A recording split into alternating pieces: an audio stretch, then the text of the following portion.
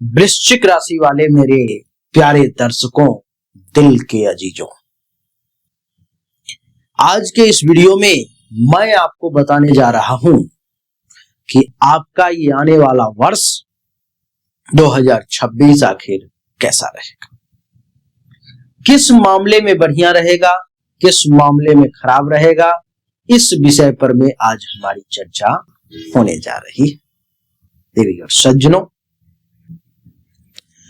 वार्षिक राशिफल में आपकी जानकारी के लिए बता दूं कि 4 ग्रहों का मुख्य रूप से योगदान रहता है। सबसे पहला राहु, केतु, गुरु और शनि। ये 4 ग्रह ही ये निर्णय करेंगे कि आपके लिए ये वर्ष कैसा रहने वाला है। 4 ग्रह अगर इधर आ गए तो टोटल 9 ग्रह होते हैं, जिसमें चंद्रमा को डिसाइड दैनिक राशिफल में छोटे लेवल पे किया जाता है, बाकी 4 ग्रह और हैं। यानी कि 50% तक ये तो निर्णय हो गया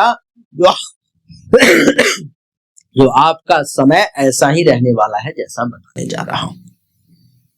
50%। और आपकी जब जन्म कुंडली देखूंगा तब उसमें जो ग्रहों की स्थिति होगी, पर्सनल कंसल्टेशन में आपको 100% गारंटी के साथ जानकारी मिलेगी।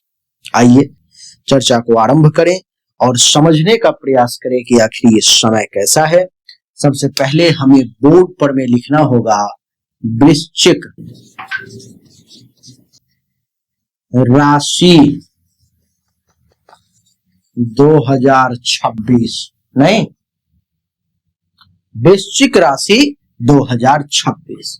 इसमें जो ग्रह हमारे साथ हैं, जिसमें मैं चर्चा करने जा रहा हूं वार्षिक राशिफल की, वो है राहु, वो है केतु, वो है शनि, वो है गुरु। ये 4 ग्रह हैं, चारों अपने आप में सम्राट हैं। ये जो राहु है भगवान विष्णु को छलने में भी सफल हो गया। ये जो केतु है आपको मोक्ष की ओर ले जाने की शक्ति रखता है। ये जो शनि देव है आपके कर्मों का हिसाब करते हैं, आपके कर्मों का फल देते हैं, न्यायाधीश है।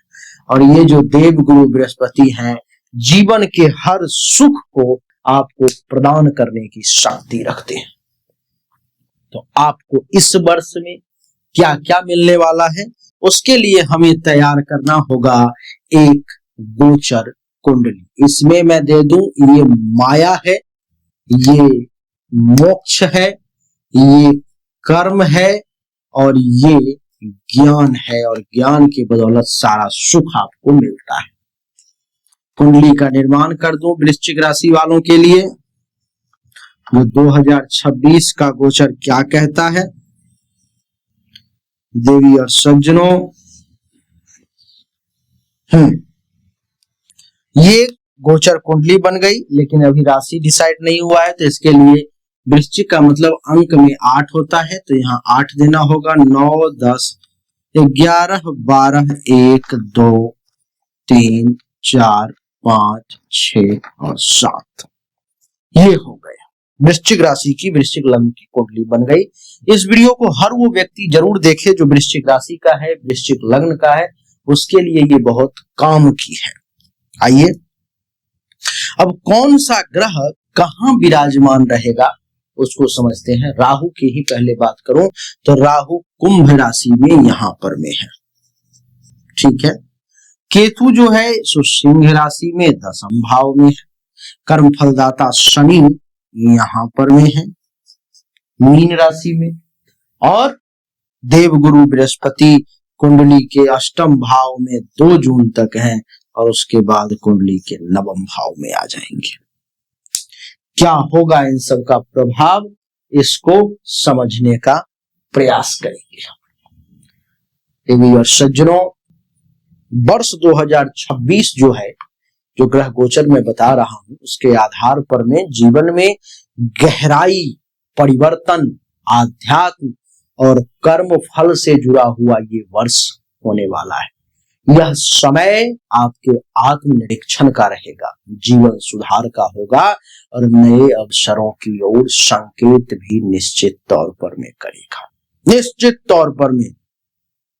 आइए प्रत्येक ग्रहों के अनुसार उसको समझने का प्रयास करेंगे 2026 की कहानी को। लेकिन आपको बता दूं कि आप में से जो भी जिज्ञासु मुझसे मिलना चाहते हो वो दिल्ली में आकर के मुझसे मिल सकते हैं। आपके लिए हमारा ऑफिस दिल्ली में खुला हुआ है, राजापुरी उत्तम नगर में। अगर आप ऑनलाइन कंसल्टेशन लेना चाहते हो तो भी ले सकते हो, सामने दिए गए नंबर पर में दोनों चीजें आप कर सकते हो। आइए सबसे पहले देवगुरु बृहस्पति की ही बात को सुने। देवगुरु बृहस्पति 2 जून तक अष्टम भाव में यहां पर में मिथुन राशि में है। नहीं, इस जगह पर में देवगुरु बृहस्पति अष्टम भाव, ये अष्टम भाव है और ये 3 जो लिखा हुआ है ये मिथुन राशि है। अष्टम भाव मिथुन राशि में है और उसके बाद फिर यहाँ पर में कर्क राशि में आ जाएंगे। शनिदेव पूरे महीने पंचम भाव मीन राशि में है। राहु देवता पूरे महीने कह रहा हूं, पूरे साल जो है सो चतुर्थ भाव में रहेंगे। केतु देवता सिंह राशि में दसम भाव में पूरे साल रहने वाले हैं। तो आइए सबसे पहले 2 जून तक के प्रभाव को देखते हैं। देवगुरु बृहस्पति के कारण जो अष्टम भाव में है उसके क्या परिणाम होंगे। गुप्त ज्ञान और अनुसंधान में आपकी रुचि जो है सो जागृत होगी। ज्योतिष, रहस्य, चिकित्सा या शोध में आपकी सफलता जो है मैं इस समय में देख पा रहा हूं। देवी और सज्जनों, इतना ही नहीं, वित्तीय उतार चढ़ाव की स्थिति भी दिखाई दे रही है। अचानक धन प्राप्ति या धन हानि भी संभव है, ऐसा मैं देख पा रहा हूं। ससुराल पक्ष से मतभेद या दूरियां आपकी बन सकती है, इस बात का विशेष ध्यान रखें। स्वास्थ्य पर में ध्यान देना आपके लिए अति आवश्यक है। पेट या प्रजनन अंग, आपका जो प्राइवेट पार्ट है, सेक्सुअल जो पार्ट है आपका, उससे संबंधित कुछ समस्याएं आपको सामने आ सकती है। अंतर्दृष्टि आपकी प्रबल होगी। किसी गहरी सच्चाई को समझने का ये समय है और आपको समझना चाहिए। 2 जून के बाद यही देवगुरु कर्क राशि में नवम भाव में आ जाएंगे। तो क्या होगा? भाग्य उदय का काल रहेगा। ये रुके हुए कार्य आपके पूरे होंगे। विदेश यात्रा या तीर्थ यात्रा के योग भी मैं देख पा रहा हूं। धार्मिक और आध्यात्मिक प्रवृत्तियां भी आपकी निश्चित तौर पर बढ़ेंगी। शिक्षा, प्रतियोगिता और कैरियर में भी उन्नति के योग मैं आपके लिए इस समय में निश्चित तौर पे देख पा रहा हूं।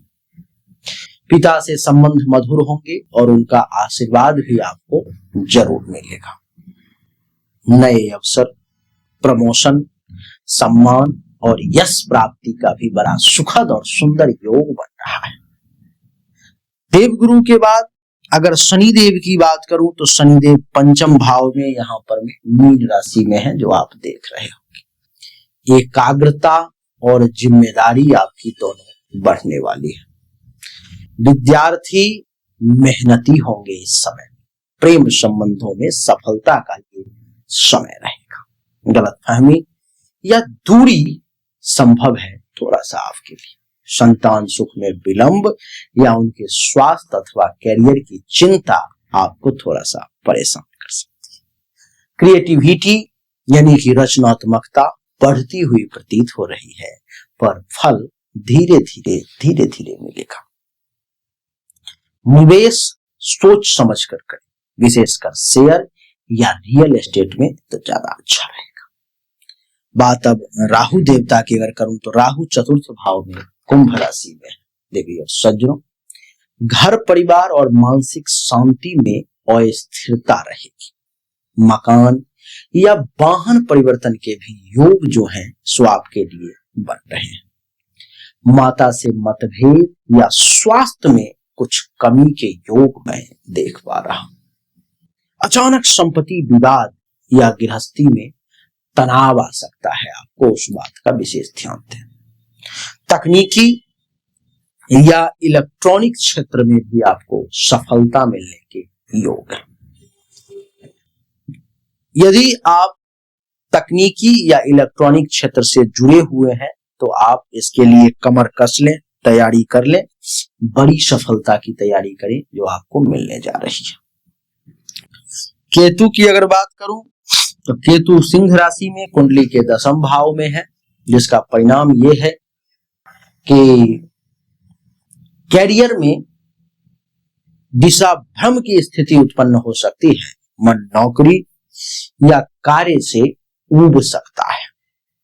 सफलता मेहनत से मिलेगी, शॉर्टकट नहीं अपनाएं। नई जिम्मेदारियां लेकिन पहचान देर से होगी। पुराने कामों का पुनर्मूल्यांकन करेंगे आप। नए उद्देश्य में भी सफलता मिलने के योग है।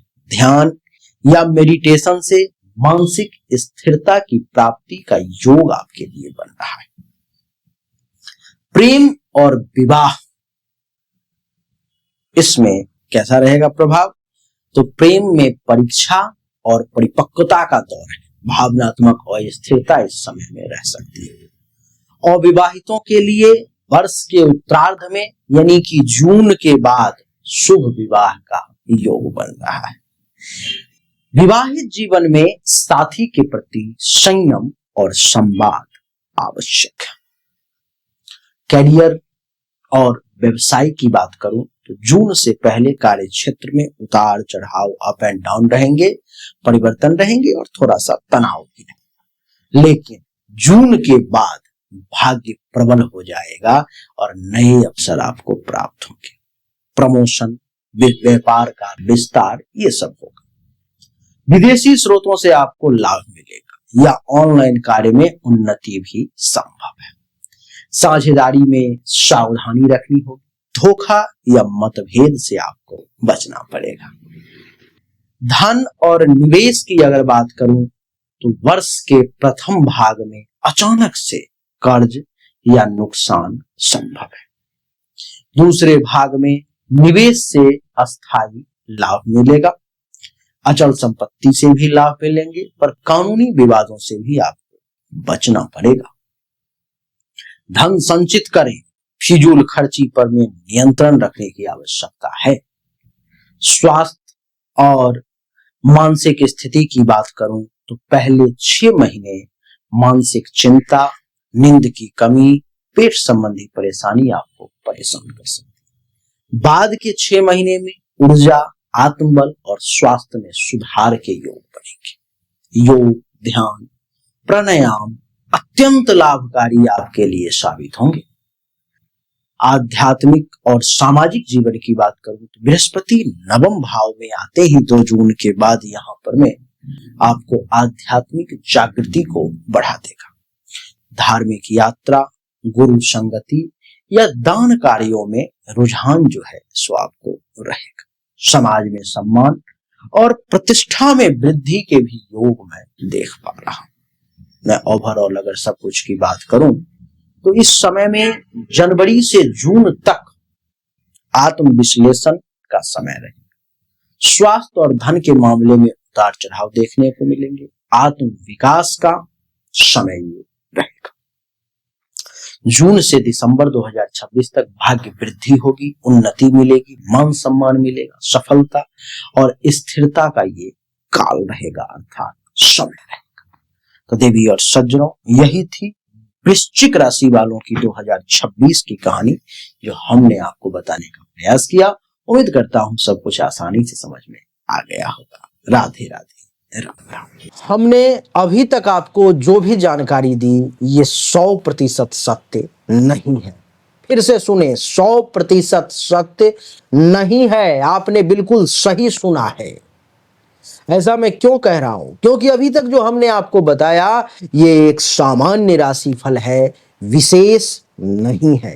विशेष जानकारी, 100% एक्यूरेट जानकारी तो आपको तभी मिल सकती है जब पर्सनली आपके जन्म कुंडली की जांच की जाए, पर्सनली आपके हाथ की रेखा को देखा जाए, तभी तो सिर्फ आपके बारे में सही जानकारी आपको प्राप्त होगी। और जब वो जानकारी प्राप्त होगी तो वो 100% एक्यूरेट होगी। आपको जानना चाहिए, अगर आपको परिश्रम ज्यादा करना पड़ रहा है लेकिन परिणाम नहीं मिल पा रहे हैं, आपको भाग्य का साथ नहीं मिल पा रहा है, जिस पोजीशन पर आपको होना चाहिए उस पोजीशन पर आपसे पहले कोई और पहुंच जा रहा है, इसका अर्थ है कि भाग्य का साथ नहीं मिल रहा है, भाग्य के देवता की स्थिति कुंडली में गलत है, उसको ठीक करने की जरूरत है। दूसरा, अगर आप बहुत परिश्रम कर रहे हो, आमदनी के कई सोर्स को तलाशने की कोशिश कर रहे हो, लेकिन आमदनी बहुत ज्यादा कर नहीं पा रहे हो जितनी इच्छा है, जितनी कोशिश है, तो चेक करने की जरूरत है कि आमदनी के जो देवता हैं उनकी क्या स्थिति है कुंडली में, आखिर आमदनी क्यों नहीं बढ़ पा रही। अगर आप पैसा तो कमा रहे हो लेकिन बचत नहीं कर पा रहे हो, लाख प्रयास करते हो लेकिन फिर भी कितना भी पैसा कमा लूं, कितनी भी कोशिश कर लूं, बचत नहीं हो पा रहा है, तो आपको चेक करने की जरूरत है कि जन्म कुंडली में जो धन धान्य संपत्ति के बचत की देवता है, जो बैंक बैलेंस के देवता है, उनकी क्या स्थिति है, क्यों ऐसा हो पा रहा है। लेकिन इन सब को चेक करने के लिए पर्सनल आपकी जन्म कुंडली की जांच करनी पड़ेगी, तभी जाकर के वो पता लग पाएगा।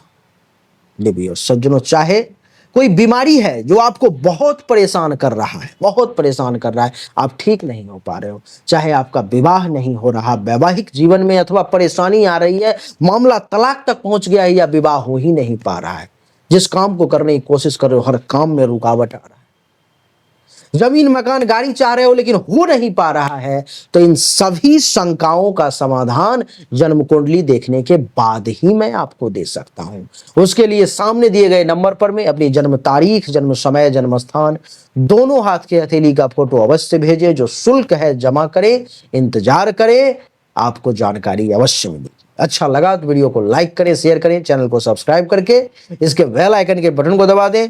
राधे राधे, राम राम।